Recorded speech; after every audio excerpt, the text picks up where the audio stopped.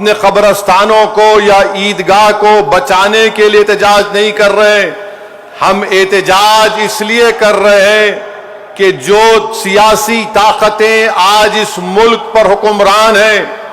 وہ ہم کو مٹانا چاہتے ہیں، اور ہم ان کو یہ بتانا چاہ رہے ہیں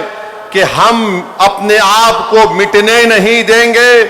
انشاءاللہ تعالی جمہوری طریقے سے تم مٹ جاؤ گے۔ ہم ان کو بتانا چاہ رہے ہیں کہ ہم جھکنے والے نہیں ہیں، ہم انگریزوں کی 200 سال کی غلامی کو قبول نہیں کیے،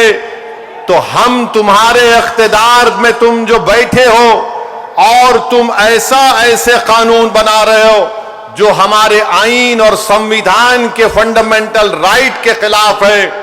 میں نے پارلیمنٹ میں اس قانون کو پھاڑا تو صرف اپنے طور پر نہیں پھاڑا بلکہ بھارت کے غیور تمام ہندوستانیوں کی طرف سے اس قانون کو پھاڑا، جو ہندو بھی ہے، مسلمان بھی ہے، سکھ بھی ہے، عیسائی بھی ہے، جو آج بھی اس ملک کی خوبصورتی کو پہچانتے ہیں۔ بھارت کی خوبصورتی اس کا اتحاد ہے، بھارت کی خوبصورتی اس کا بھائی چارہ ہے، بھارت کی خوبصورتی نریندر مودی نہیں ہے میرے عزیز دوستوں اور بزرگوں، بھارت کی خوبصورتی اس کا بھائی چارہ ہے، بھارت کی خوبصورتی اس کی مسجد بھی ہے، مندر بھی ہے، درگاہیں بھی ہے، خانقاہیں بھی ہیں،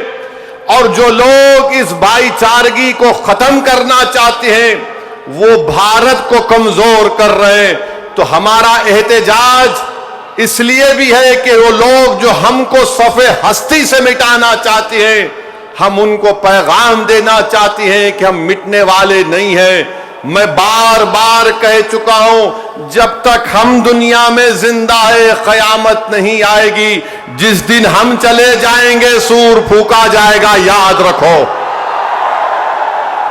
اور اگر بی جے پی یہ سمجھ رہی ہے کہ انہوں نے 2014 میں اقتدار پر آئے تو پہلے ٹرپل طلاق کا ایسا قانون بنایا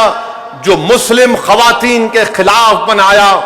پھر اس کے بعد انہوں نے CAA کا قانون مذہب کی بنیاد پر بنایا، پھر اس کے بعد انہوں نے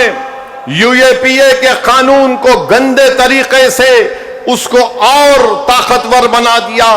پھر اس کے بعد انہوں نے مذہب تبدیلی کا قانون اپنی بی جے پی جہاں پر اقتدار میں ریاست میں بنایا، پھر اب وہ یونیفارم سول کوڈ بنانے کی بات کر رہے ہیں۔ 11 سال سے نریندر مودی صرف مسلمانوں کی مذہبی شناخت پر حملہ کر رہے ہیں،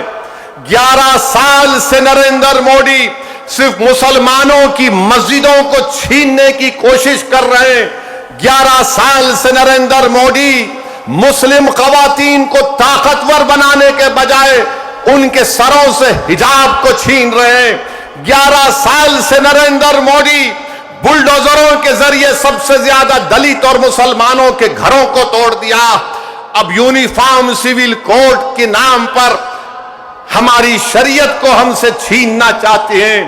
وہ شریعت جو شریعت اپلیکیشن ایکٹ 1937 ہے۔ جب سمویدھان بن رہا تھا تو بابا صاحب امبیڈکر نے کہا تھا کہ شریعت اپلیکیشن ایکٹ برقرار رہے گا، مگر آج نریندر مودی یہ سمجھتے ہیں کہ میں بابا صاحب امبیڈکر سے بڑا دور اندیش ہوں۔ مسٹر مودی، آپ امبیڈکر کے پیر کی دھول بھی نہیں ہے، اس بات کو یاد رکھ لو آپ میرے عزیز دوستوں اور بزرگوں۔ اور دوسری بات یہ ہے